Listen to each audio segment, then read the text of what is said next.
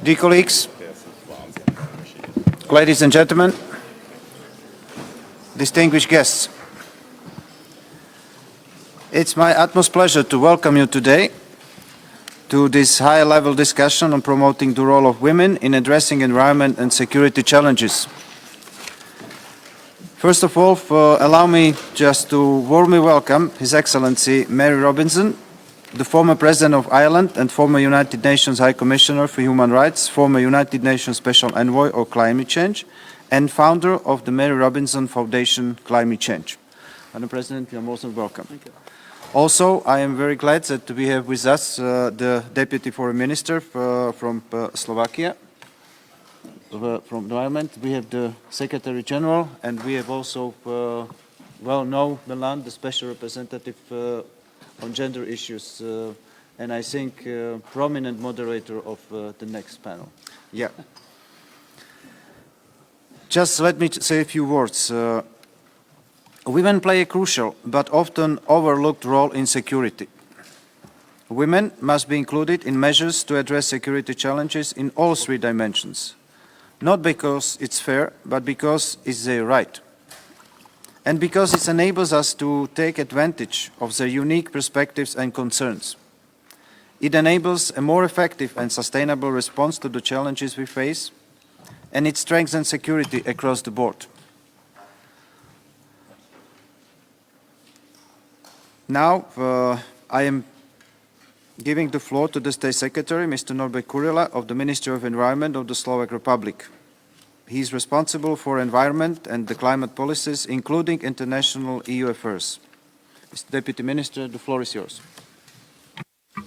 Thank you very much, Mr. Chair, Madam President, Secretary General, Honorable Excellencies, distinguished ladies, gentlemen, colleagues. Very good morning. On behalf of the Slovak chairmanship, I would like to thank in particular the Irish Permanent Mission to the OSCE for their valuable support in holding this event and in making this all possible. We greatly appreciate the presence of high-level personalities, not only around the table, but also in the room, especially Her Excellency Mary Robinson and the Special Representative of the OSCE, Chairperson in Office on Gender, Ambassador Weber, and of course, Secretary General. The challenges related to the environment, climate and security have taken on a greater urgency in recent years. A perfect example is the fact that we just recorded the hottest June temperatures worldwide since we began keeping records. Climate change is an unprecedented challenge, one that cannot be tackled by any single state or organization acting in silos. To minimize threats to security and mitigate negative effects on humans, we need to act fast and we need to act accordingly. And above all, we need to act together. This is why, since the beginning of the year, the Slovak chairmanship has been working together with the Secretariat and the field operations to intensify our work in OSCE on those areas where we have the greatest expertise and can generate a positive impact. We've been promoting, among others, good governance, protection of energy networks from man-made and also natural disasters, and multilateral cooperation for more inclusive, fair and sustainable development.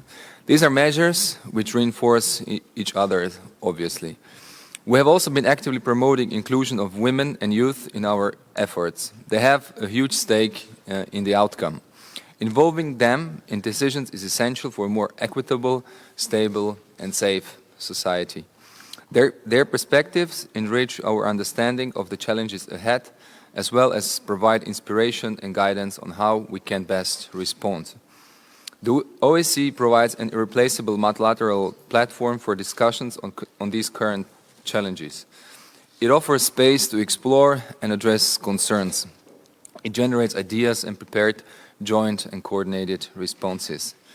The OSCE has a long history of involvement in environment and security, dating already back to 1975 to the Helsinki Final Act. But it has also reinforcements through various ministerial documentations. I would just pick up on two from 2007, the Madrid Declaration on Environment and Security, and from 2014, the Basel decision on disaster risk reduction. Unfortunately, there were few references made to the specific role of women in coping with and addressing these challenges. How can we rectify this oversight and increase the role of women in environmental governance and gender-sensitive policymaking? How can we better integrate a gender perspective when confronted with environment and security challenges?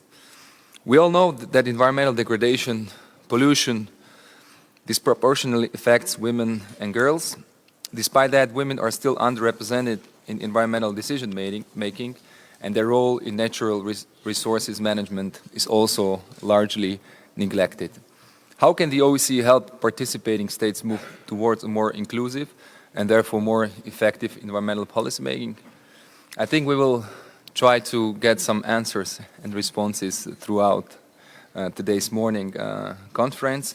And I see that today's speakers and many of you participating have spent their lives in working on a daily basis to enhance women's participation in environmental protection and governance. I look forward to hearing your ideas and suggestions. Thank you very much, and I wish you all a productive day. Thank you. I would like just to thank our first speaker, the State Secretary, Norbert Kurila, from the Slovak Ministry of Environment, for just giving us the maybe broader picture of how the things are linked, the environment challenges, the issues, and also how we can involve deeper the women into these challenges. The second speaker today is Distinguished Secretary General of the OSCE. Thomas, please, the floor is yours. Thank you, Mr. Chairperson, dear Rado, Madam President, Special Representative, dear Melan, State Secretary Kurila. Great to have you here in the Hofburg this morning. Dear colleagues, good morning and welcome to you as well. State Secretary Kurila has already pointed out that environmental security is nothing new to our organization.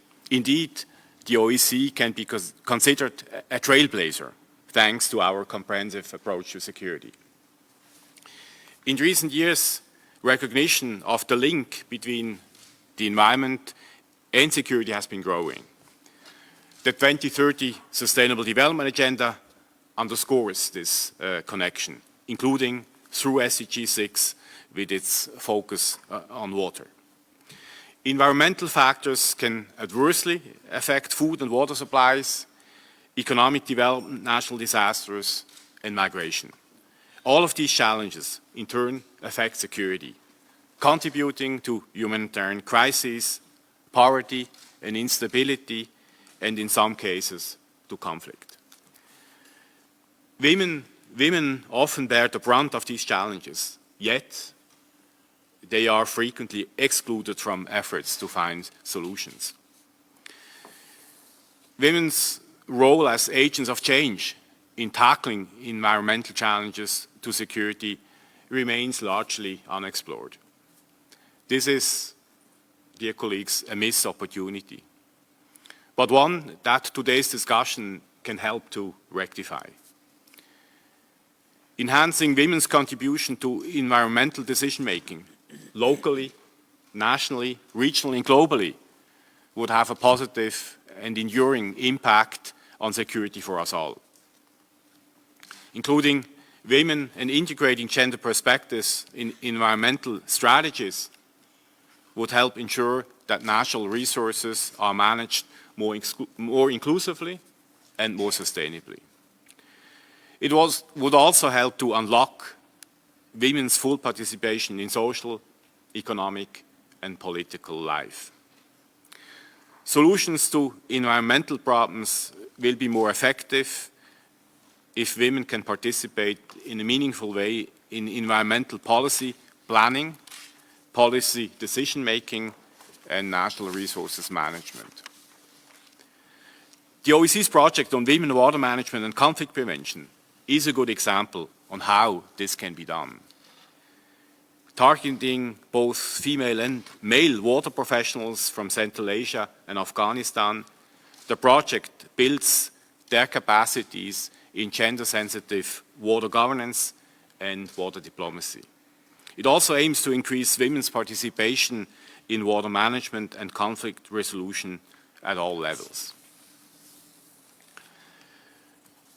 At this point, I would like to thank Finland for its generous support for this initiative.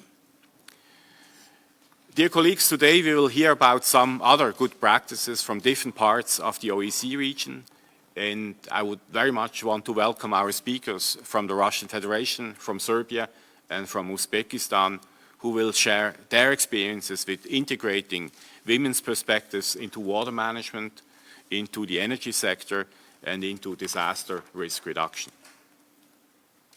The link between the global perspective and regional and national perspectives is also important. So I'm looking forward to a lively conversation between Mary Robinson, one of the world's most eminent advocates for the environment and human rights, and our Mélanie Weber, OSCE Special Representative on Gender Issues. And I welcome their suggestions for how the OSCE can strengthen women's meaningful participation in environmental governance and in gender-sensitive policy making throughout our region. And I encourage all of you, dear participants, to share your ideas and your experiences. And I look forward to a dynamic and fruitful discussion today. Thank you. Thank you, Secretary General De Thomas, for your very kind words. Now we are approaching the closing of the higher level opening, but before doing this, it's my great honor to introduce the moderator of our next session, Ambassador Mélanie Weber. Ambassador Weber is the Special Representative of the OSCE Chairperson in Office on Gender. She is also the Executive Director of the Georgetown Institute for Women, Peace and Security. Our chairmanship has benefited a lot from the dedication and passion she brings to these issues. So I believe the opening speakers will now leave the podium to allow for you, Ambassador Weber, dear Mélanie, to lead this conversation forward. Thank you very much, Ambassador Bohach, and thank you, Minister Kurilla, and of course the Secretary General. It is a pleasure to be here this morning and to welcome President Mary Robinson to the OSCE. As those of us who are familiar with the work of this organization, we know that it operates within a framework of 3 dimensions, and that has contributed to the comprehensive view of security that the OSCE holds. And when I was thinking of how to introduce our honored guest this morning, whose record of public service and extraordinary achievement is quite substantial, I thought maybe those 3 dimensions would be the way to go forward. So when I think of the political military, I think of the former president of Northern Ireland, the first female elected to that position. And I think for anybody who knows her biography, she truly transformed the office of presidency, and in fact, very on began to engage in Northern Ireland, which back in those years was not something that was as immediate a situation for the high-level official in Ireland. She also served as the UN envoy for the Great Lakes region in Africa. And again, she was the first senior female mediator in that role put together by the United Nations in this case, which had always been preceded by male mediators, something perhaps we can understand well here at the OSCE as well. And then when we look at the second dimension, which in large measure underscores much of the conversation this morning in terms of the environment and the economy, she served as the UN envoy for climate change. And in founding the Mary Robinson Foundation, it was established on the principle of climate justice. And she has been an author of a fairly new volume that I'm sure she'll talk about, also dedicated to climate justice and particularly the importance of activism on this incredibly difficult challenge at the grassroots level. And then when we look at the third dimension, with its focus on human rights, she served as the UN's High Commissioner for Human Rights. And I must say that everything she has done truly rests on a human rights foundation. This is something that she has really dedicated her life to advancing. And with that also, an incredible understanding of something we struggle with here at the OSCE, which is how do we better integrate gender into the work here at the organization so that we can better achieve our goals. So before I get into some questions, and I will just start and then open it up to those of you here, and I think we also can take questions through the webcast from those who are listening well beyond this room. But let me just say that if one has looked at the headlines in the last many weeks, we understand how critical this moment is. The United Nations has recently released one of the most dire reports to date about the radical environmental changes that are taking place at a pace perhaps not heretofore understood. Europe, as everybody here has experienced, has been sweltering in record-breaking temperatures with these changing weather patterns that are happening with greater speed every day. Rising sea levels, wildfires, water shortages, depleted natural resources, growing shortages, forced migration, displacement, and escalating conflicts. This is much of what this discussion is about, and there have been reports about how increasingly militaries are being stretched because they are having to deal with the consequences of these natural disasters. So in all of this, you have been extremely active, Madam President. And maybe we can start with where we are, here in the largest regional security organization in the world. And sometimes when people talk about conflicts and the kinds of happenings that we are accustomed to, the civil wars, what consumes much of the debate in this place, we don't often make the linkage between climate and security. So maybe you could talk to us a little bit about what climate represents, what environmental degradation represents in terms of increased conflicts, and just how bad this situation is.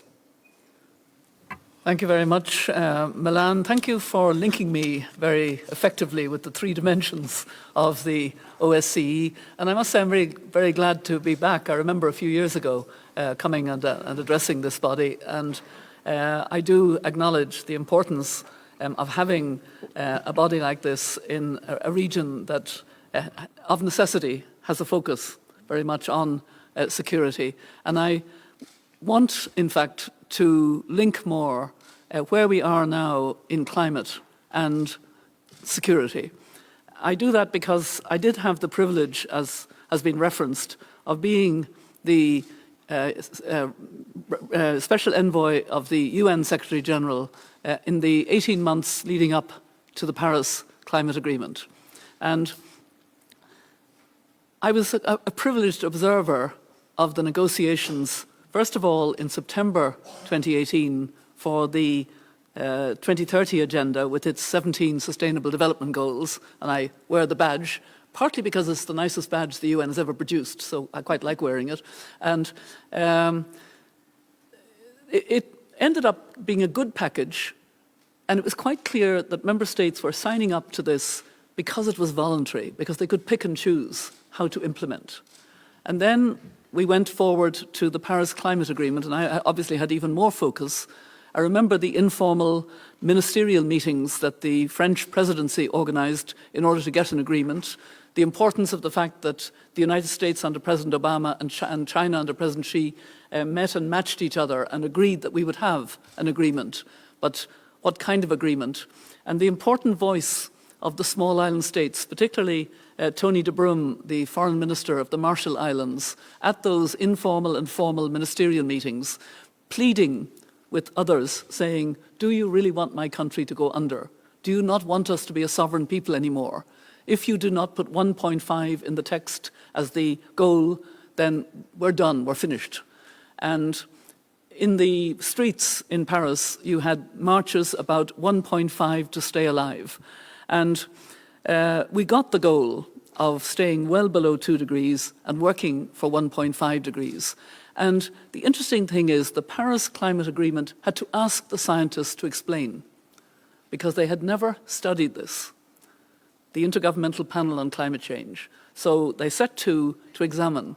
And essentially what they have warned us in a stark report last October, which you referenced, Milan, is that there is a big difference between staying at 1.5 degrees and going up to 2 degrees.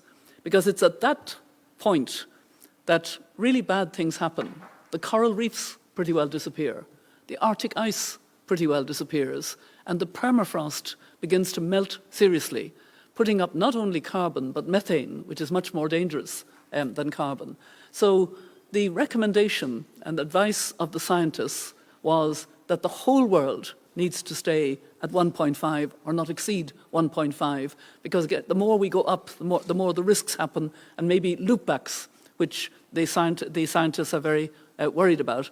And then we had another report last May about extinction of species, that we face a massive extinction of species and have already seen great extinction.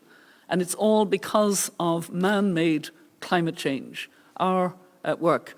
So I now have another hat, which I'm very happy about. I was invited recently to be one of 2 patrons of the International Science Council. The other patron is Ismail Serageldin. Some of you may know he was the former head of the library in Alexandria in Egypt, a wonderful library.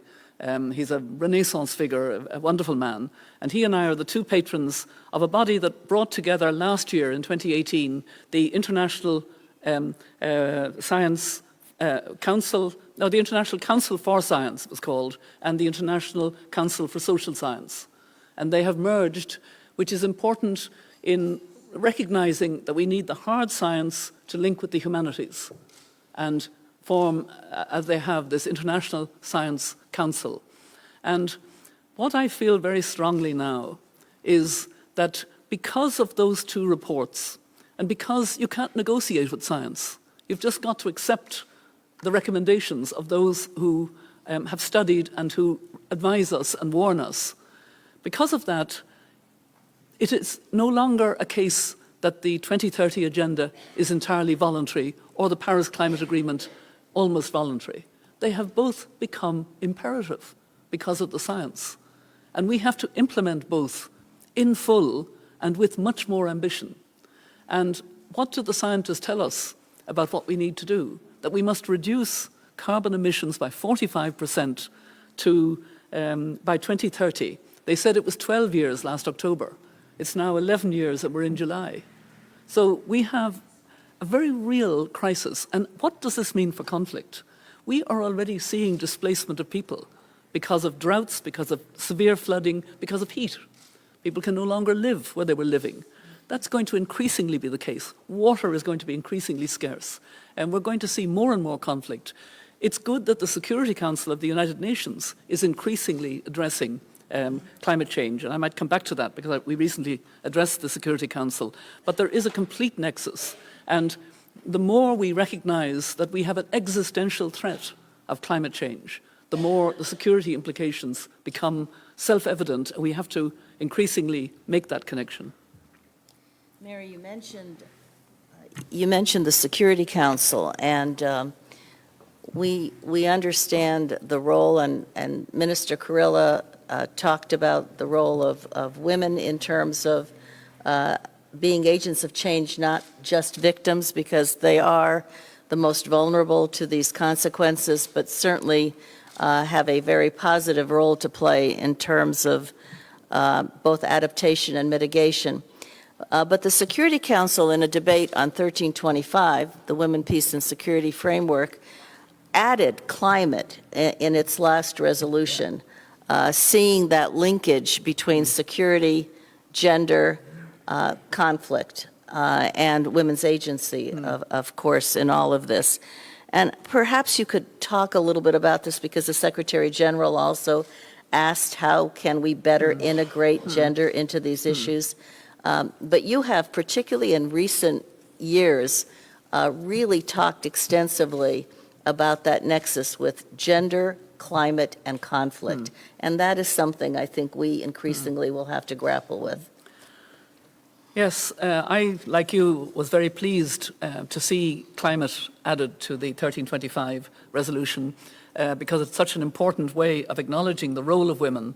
When I was tasked in 2013 by the Secretary General to be his special envoy for the Great Lakes in Africa, and when he told me that he was very pleased to appoint me because I'd be the most senior woman in mediation, the only woman so far he'd been able to appoint in a real situation of mediation, I was determined for that reason to try to involve women as much as possible, and it was extremely difficult because I had a framework for peace, security and cooperation which, for the Great Lakes and the Democratic Republic of Congo. It involved 13 heads of state, all men. It involved 4 organizations, the United Nations, the African Union, the Great Lakes region itself, and SADC, mostly men.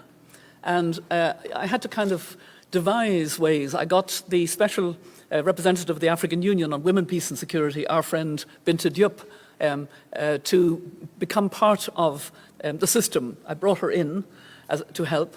I created a framework of women's platforms in the 4 key countries, which were the DRC, of course, Rwanda, Uganda, and Burundi.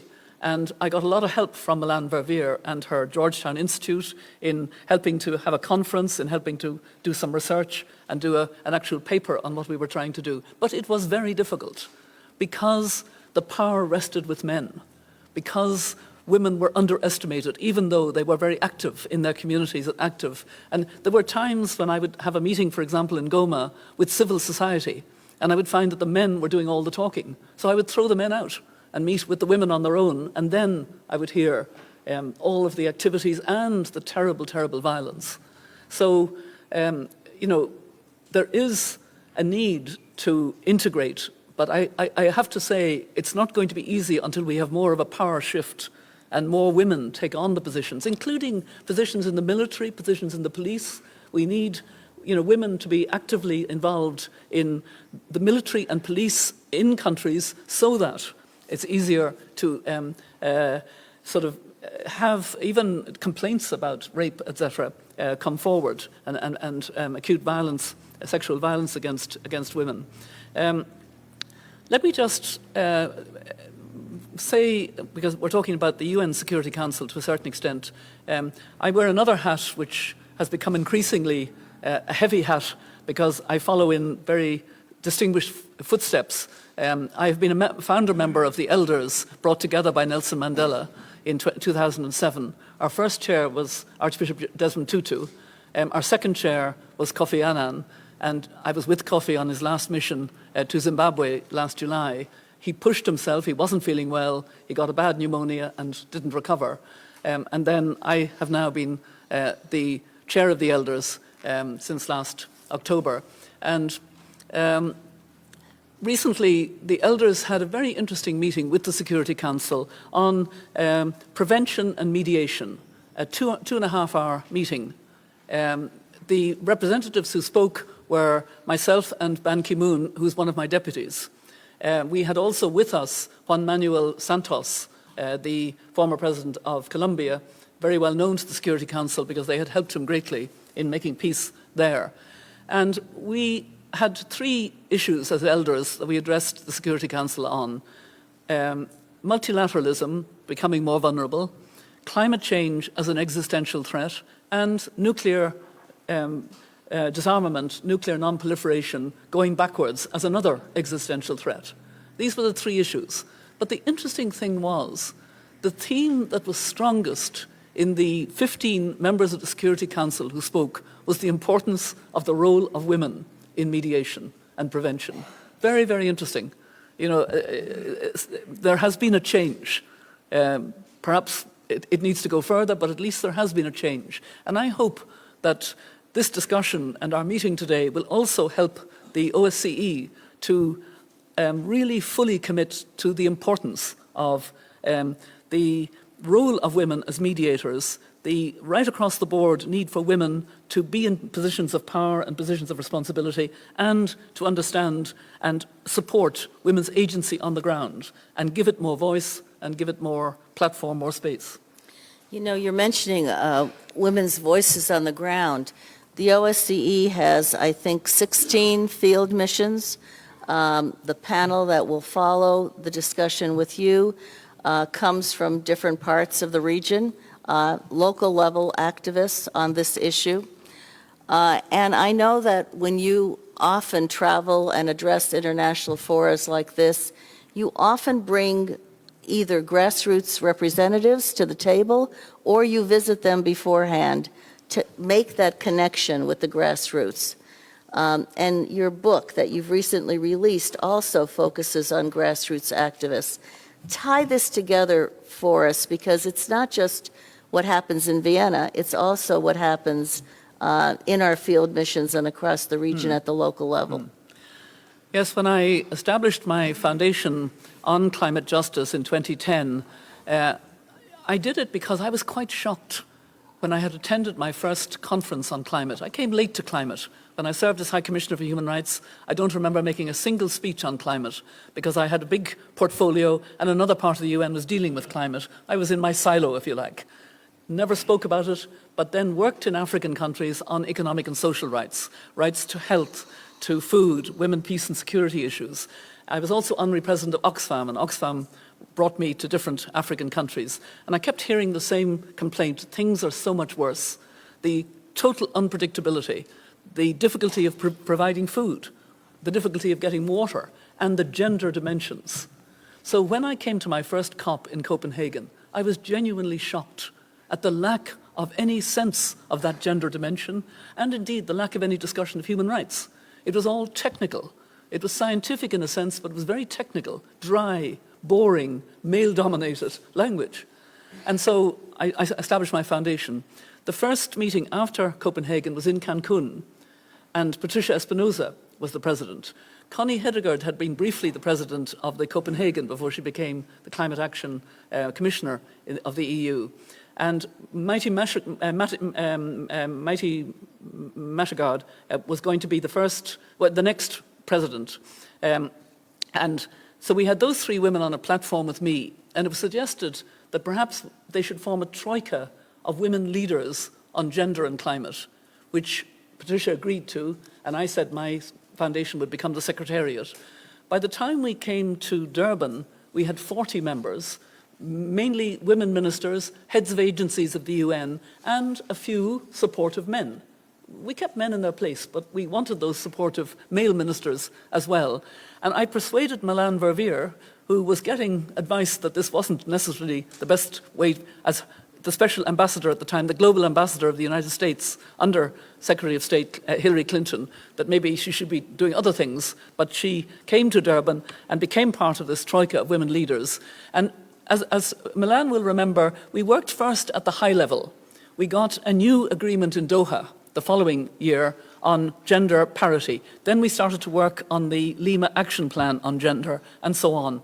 But gradually and rather quickly, the troika of women leaders realized that they had a role as heads of delegations to make space for other voices in their delegations. The voices of grassroots women, of indigenous women, and of young women. And my foundation was also supporting bringing indigenous women, bringing young women, bringing grassroots women to the table. And it was very impactful because the delegates at the conferences mainly lived in cities. They were just experts on the small print of non-negotiating much of the time, and maybe negotiating some of the time, and holding onto what they had in a kind of determined way. But these women came in, and they spoke of the desperate situation they were in. And that's what I've written about in my book. I have a book on climate justice called Climate Justice, Hope, Resilience, and the Fight for a Sustainable Future, published by Bloomsburg. There are 11 stories. It's all stories of heroes of mine.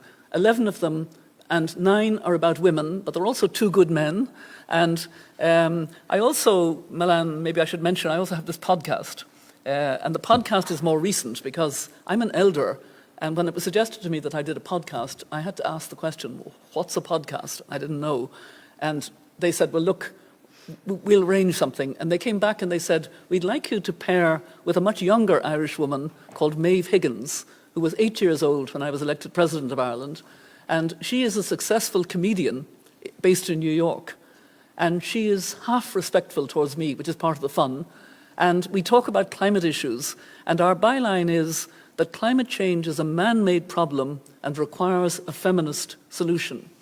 And Maeve would never explain that. You know, no, she doesn't want to explain. But I feel the need to explain that man-made is generic.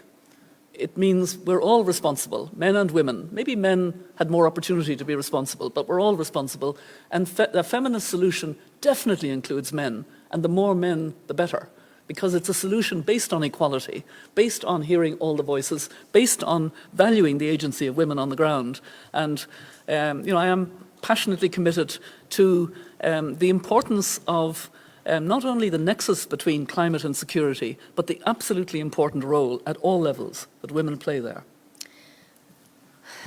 Mary, we had also talked in the earlier remarks from the high-level group about the SDGs.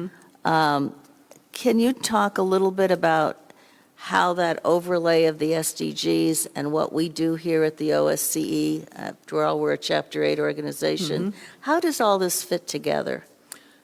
That's a very good question, and it's a question very much on my mind because I'm going next week to the high-level political forum where countries will be reporting on a number of key goals.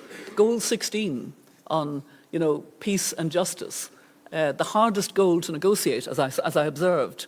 We got a text that we now have to strengthen, and the elders are very engaged in this. We're having a dinner for justice ministers in New York to do with it. We're also very engaged with women leading on the SDGs because Goal 13, the goal on climate change, is another of the goals being reported on.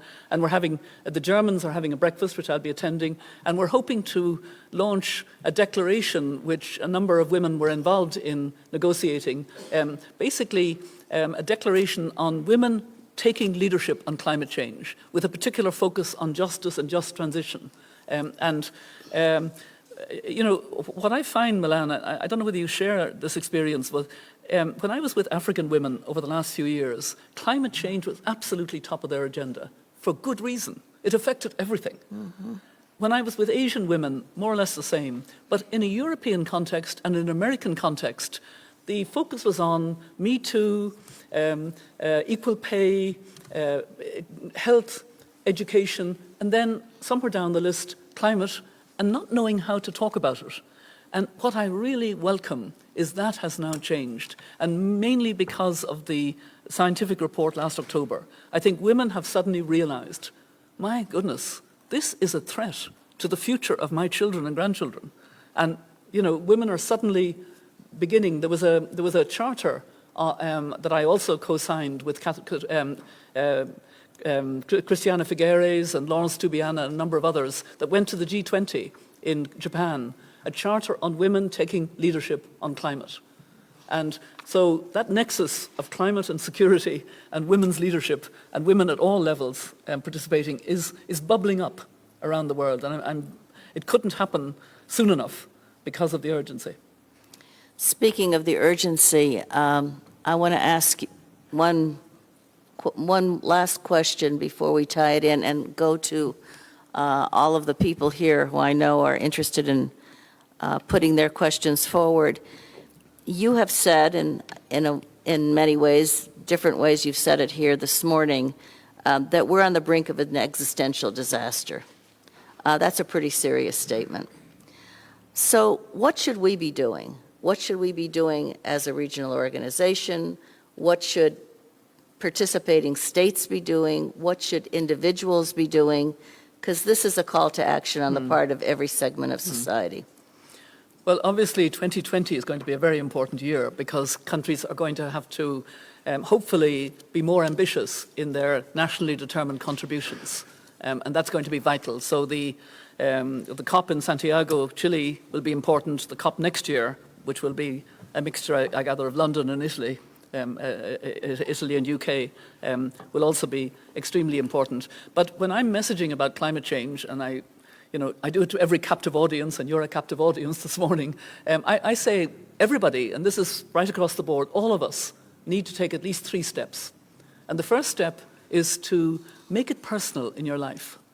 And by making it personal in your life, you do something you weren't doing before to acknowledge your own climate footprint, to reduce your own emissions in some way, or to change your behavior and reduce your demand in some way. And I give an example. I've become a pescatarian. I don't eat meat anymore. It's a small thing, but, I did love lamb from the west of Ireland, and I'm still in withdrawal after about 18 months. But make it personal. The second step is get angry and get active. Get angry about those with more responsibility who are not taking their responsibility. And that is governments, but it's also cities, it's also industry, it's also particularly fossil fuel industry, agribusiness, tourism, transport, etc. And get active, meaning support those who are trying to speak about climate change, have conservation, take steps, etc. And the third step is perhaps the most important. We have to begin to imagine this world that we want to see in a hurry, because we've only got 11 years to be on track for a safe world. At the moment, we're heading for more than 3 degrees and towards 4 degrees. Carbon emissions went up last year. They didn't reduce by 45%, they went up. So we have to get people excited about the world we're going to see. And there's reason for excitement, because it will be a much healthier world. We won't have the pollution of fossil fuel, which is absolutely choking cities all around the world, including in the developed world. It'll be a much fairer world, because everybody will have clean energy. That will change the lives of 1 billion people on our planet today who never switched the switch for electricity.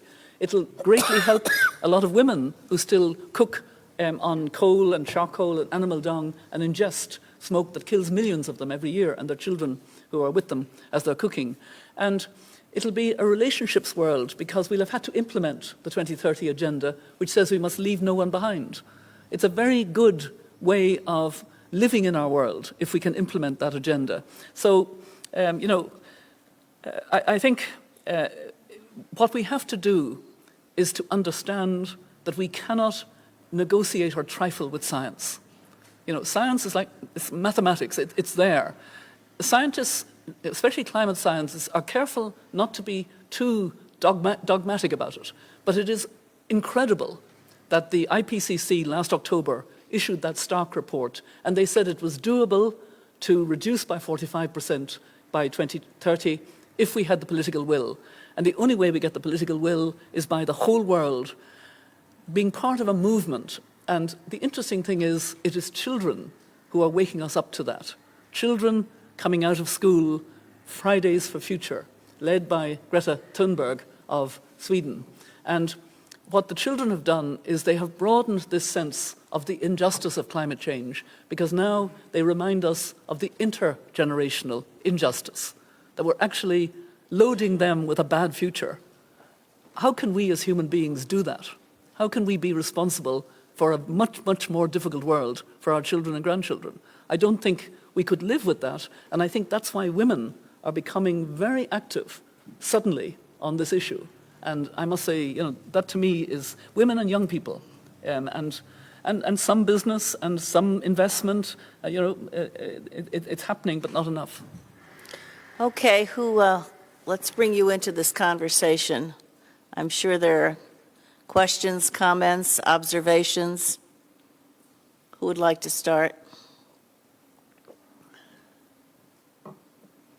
I've never known this group to be a quiet group. Yes, please. Thank you, Madam Moderator. The French delegation would like to thank all the organizers of this very important event. We are honored by the presence of the former President Mary Robinson.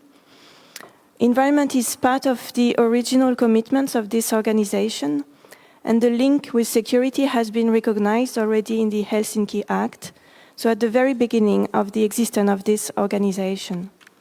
But nevertheless, we don't speak enough of environment. The second dimension is dominated by economic discussions. We don't negotiate enough environmental text. 5 years have passed since the adoption of the last decision related to environment. This event is very important because obviously we don't take seriously enough these issues mentioned today, the climate change, disparition of species, the urgent need to protect natural resources like water, etc. Even the temperature in this room shows that we don't take this issue seriously. We need more discussions, more negotiations, more decisions, and more ideas here in this organization. We cannot say that others are going to do it for us. We cannot say that United Nations are going to do the job for us. We can have the same objective, but play our own part. This is in our mandate. We have specific tools here in the OSCE, field missions, police unit, border management strategy. We have projects, including extra-budgetary projects. All these tools could be used to increase our common resistance to the climate change and the protection of environment. Okay. So I'm eager to hear more concrete ideas here in this room today. Thank you. Are there other comments? So, Mary, in some ways, those remarks go to the heart of what we're struggling with, which is a commitment since the formation of this organization to that second dimension of the economy and environment, and yet a record that has been very difficult to achieve in terms of what needs to be done. Maybe some additional words about how we can do a better job here in moving this forward, particularly given that strong link to security. Well, I did like, actually, that the French representative focused on what this organization should do and the tools that this organization has, and I think that's what really you should be thinking about. Maybe I can kind of challenge you a bit. Remember when Ban Ki-moon and myself, as elders, addressed the UN Security Council, I said all 15 members spoke, and every single one of them spoke about the importance of women in mediation and linked with climate change, etc. Am I to take it from the silence here, you don't think it's important to have women involved? Ah. Please, go ahead. Ambassador. Thank you very much, Madam Moderator, and thank you so much for former President Robinson that you came here to address us today. You challenged, so I couldn't keep quiet anymore. First of all, going back to this climate change, we had a security policy conference in Finland in June. It was organized by our president, Mr. Niinistö, and he was asked in that conference, what is the biggest security threat? And his reply was climate change. So that is really something we have to take seriously. And in fact, countering climate change is also one of our priorities during our presidency of the Council of European Union that is going on right now. So that is really important. But and also I would also echo what the French delegation said. I think we should have more environment in the economic dimension here in the OSCE. It has been very much economic issues, concentrating on economic issues until now, so I think it's time to take it up there as well. But what comes to the women's participation and 1325, as you talked about as well, we should not forget that the main purpose of the 1325 is preventing conflicts. And its implementation requires a comprehensive but also inclusive approach to security. And of course, women must be there more prominently. As you said as well, you took up the mediation. So in gender perspective, gender perspective is very important in the mediation as well. And that's also one of my country's priority. And we just had had a group of friends of mediation meeting this morning. So this is also, we very often talk about how to bring women and youth and to have kind of comprehensive or inclusive participation in the mediation as well. What we would like to have also in the OSCE is, of course, the OSCE-wide action plan on women, peace and security, and that is something that we are very much ready to fight for. So thank you. Thank you, Ambassador. Ambassador Azzoni. Thank you very much. I'm Alessandro Azzoni, the moderator of next session and the Italian Perm Rep. I accept the challenge as well, you know, any challenge actually. And I agree with the French delegate. The temperature in this room is too low, and we should all do something about it. We should start from women to push for higher temperatures and during the summer and lower use of air conditioning. And I'm talking particularly to Milan, because air conditioning in the US is an environmental problem, because you don't need to have 12 degrees. No, We have a lot of problems. yeah, we too. But maybe a strong push from women could go towards men. Please don't wear your suits, don't wear your tie. I'm taking my suit.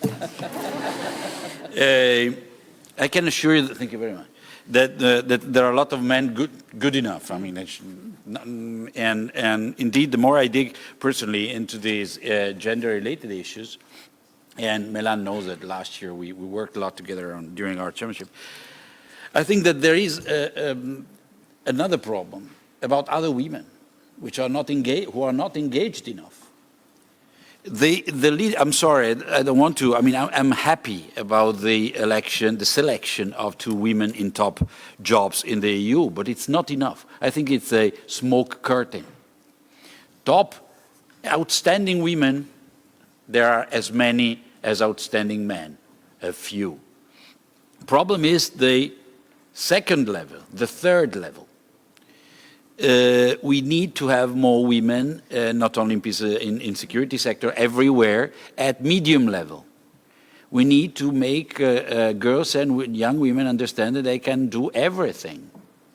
That's the point. It's not just by selecting top jobs. It's easy. Top jobs are easy. I mean, you need 2, 3, 4, 40, 400. We're talking about billions here. So, and I think there's a huge work to do on other women. More environment in the OSCE. I'm glad that many raised the issue. Every time we do something on the OSCE which goes away from the core issues, or what are perceived to be the core issues, we have immediately some delegation asking for no, but we need to talk about hard security and political military. So sometimes the same delegation asking for environment or gender issues then are not very happy if we are actually doing something about this, because we should deal with something else. There's always something else. That's a problem. I accept the challenge with a question. Why does the participation of women in leadership position matter to men?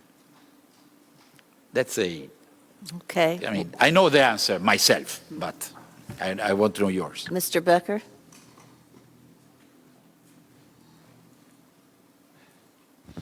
Thank you, Milan. Madam President, thank you very much. I was very interested to hear your views. It was inspiring. I have a question. We all know this image of a person drowning in a pond, a canal, I'm Dutch, and you see 50 to 100 people standing around, watching. Nobody does it, nobody acts. The person actually drowning. While in the same situation, if you would have the individual drowning, but only 2 or 3 people present, they would actually act. I have the same feeling when we are talking about climate change. We all watch what's happening, and because it's a common global problem, very few people really take responsibility and act. Now, you mentioned the role of women and girls, women and children, young people. You gave the example. Could you elaborate a little bit more? I have the feeling we're waiting for this massive disaster to strike for us to act, but maybe you can elaborate a little bit more on what needs to actually happen for us to be triggered. Thank you. Okay. Are there any others? Yes. Thank you, Milan. Claude Ville, Swiss Ambassador. Thank you, Madam President. Thank you to the Irish delegation for always providing such high-level people from your country. After Bertie Ahern in the FSC, we now have you, Madam President. It's great to be challenged by Irish leaders. Madam President, you eloquently showed us that climate change is a security issue. And touching the three dimensions, actually, of the OSCE, because it is a human dimension issue when it is making people more vulnerable. There's an obligation for protection. Vulnerable society trigger violence, that's almost hard security issues. And vulnerable societies have not good functioning economies, which is an economic security issue. So we're fully into our mandate. But as my Italian colleague said, it's difficult here to find consensus because we have our pet agendas.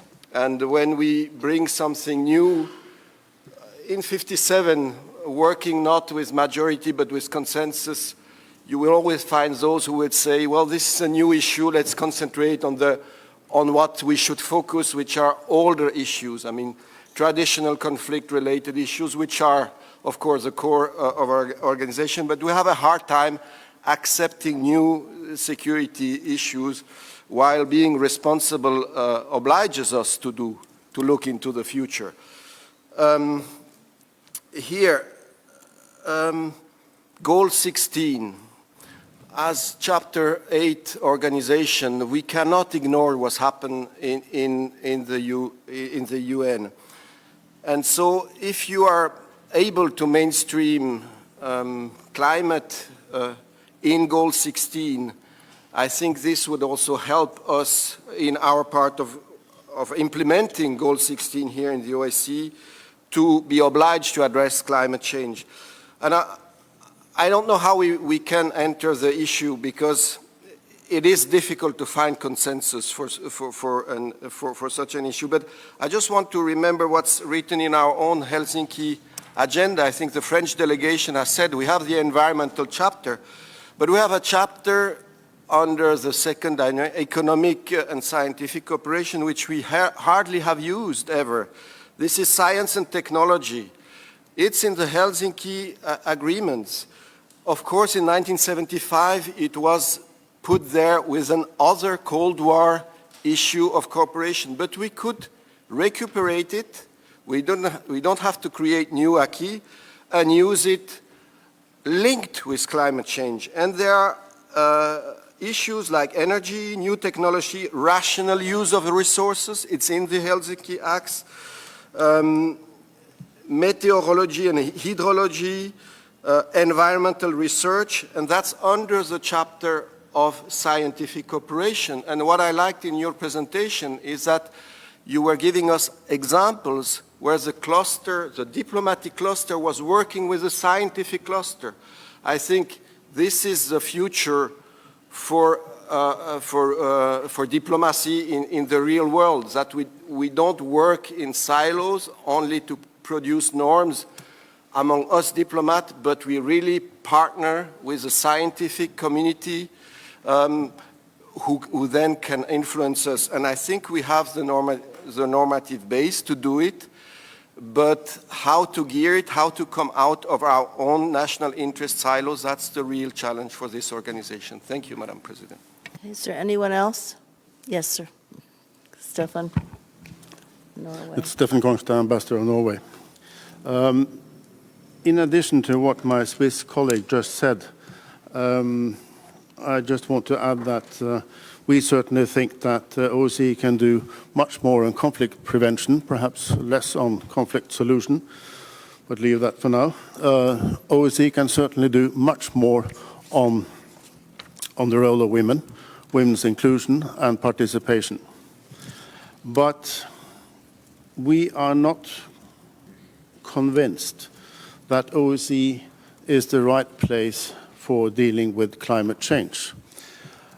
Because we have to remember that it is, after all, a relatively weak and vulnerable organization that is now being systematically deprived of resources year by year. And that is due to lack of political will. And I'm afraid that we have to ask ourselves what we are doing to this organization before we ask the organization to do more. So I think that is part of the realities that we have to face and address. Thank you. Okay. Mary, we've had a series here of questions and observations. Do you want to tackle them and then we'll take a break after Mary concludes. Okay. Well, thank you for very interesting comments and questions. First of all, Finland, I think I've always acknowledged Finland's very strong role at UN level, at UNFCCC level, and I've no doubt at OSCE level as leading on gender issues. And I'm hopeful that Finland, as now current chair of the EU, will continue that link and also the important nexus with gender and climate change. I must say I appreciated that important question from Italy. Why is the participation of women important, or why does it matter for men? I think it's a very important question. It matters hugely because you'll get better decision making, you'll get more nuanced appreciation of the real problems. You'll get, that's why companies now highlight the importance of having gender balance, having diversity, because you get better decisions. So it does matter hugely, but it also opens up much more bottom-up wisdom and experience of women being agents of change on the ground. So I think it was an important question. On the from the Slovak Secretariat, watching what's happening with women and children, what needs to happen. As I said, I think everybody needs to take those 3 steps that I recommended. And the first one, if you remember, was to make it personal. But we have an opportunity because there is the Climate Action Summit. And it's not a climate summit, it's a climate action summit that the Secretary General of the UN has decided on. There was a meeting in Abu Dhabi, as you probably know, in the last days, looking at these broad partnerships and linkages. There is a strong push to make them intergenerational, which I think is really very good, to acknowledge young people's energy and focus and the actual perspective of young people that their future is at risk. That's how they see it now, increasingly. And school children speak to this very much.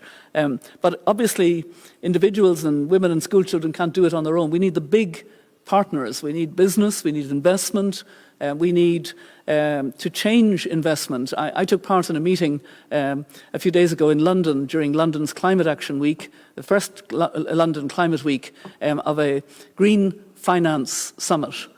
And it is very interesting. There's almost a tipping point now in financing out of fossil fuel. That's something that is very interesting to think about. I think we're getting to the stage where coal in particular is beginning to become a stranded asset. And when that expression was first used to me, I had to ask, what's a stranded asset? And the person who used the term said, think asbestos. Asbestos is dangerous. So we don't use it, and we are very careful if it's in buildings that people have protection if they have to remove it, etc. It's getting to that stage now because we're destroying the system that sustains us. I think we need that broad movement, and we need to see it at the Climate Action Summit. And I think there will be a real sense of both the street speaking outside the summit and the summit partnerships engaging. The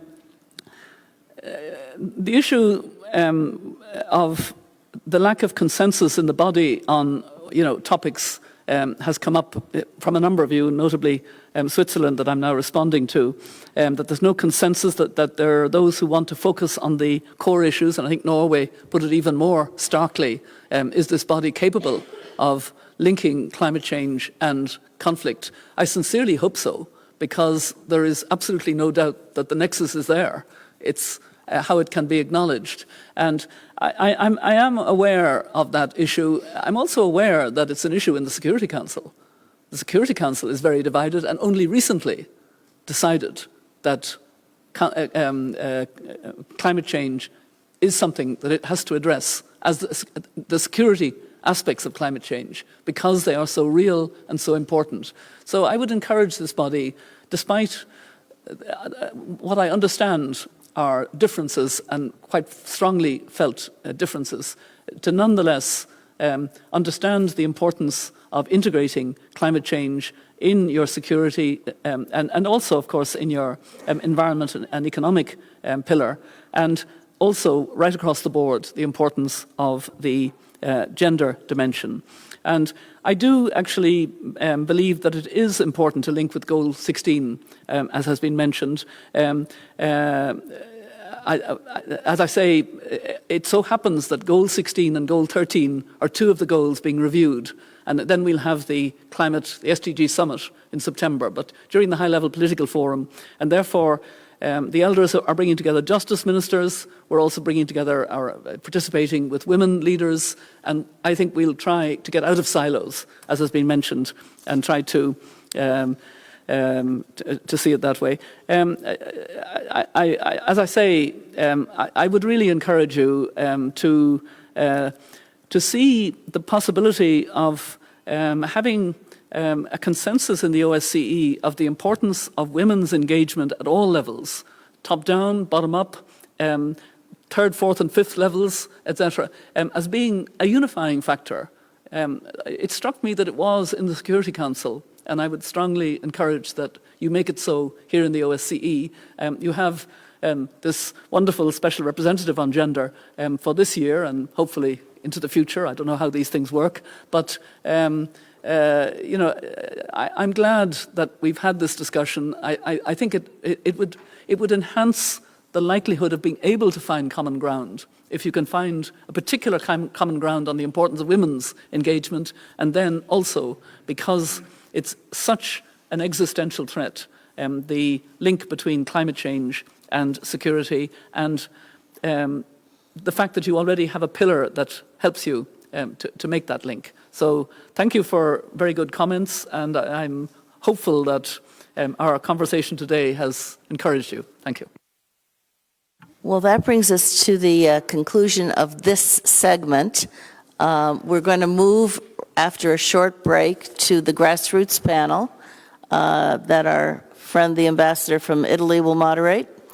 And Mary, I'm hoping that at the end of the next panel, you will give us some final conclusions based on what you heard from the grassroots level. Okay. But in the meantime, thank you so much, Madam President, for your insights, your perspectives, and certainly your call to action. Thank you. Thank you.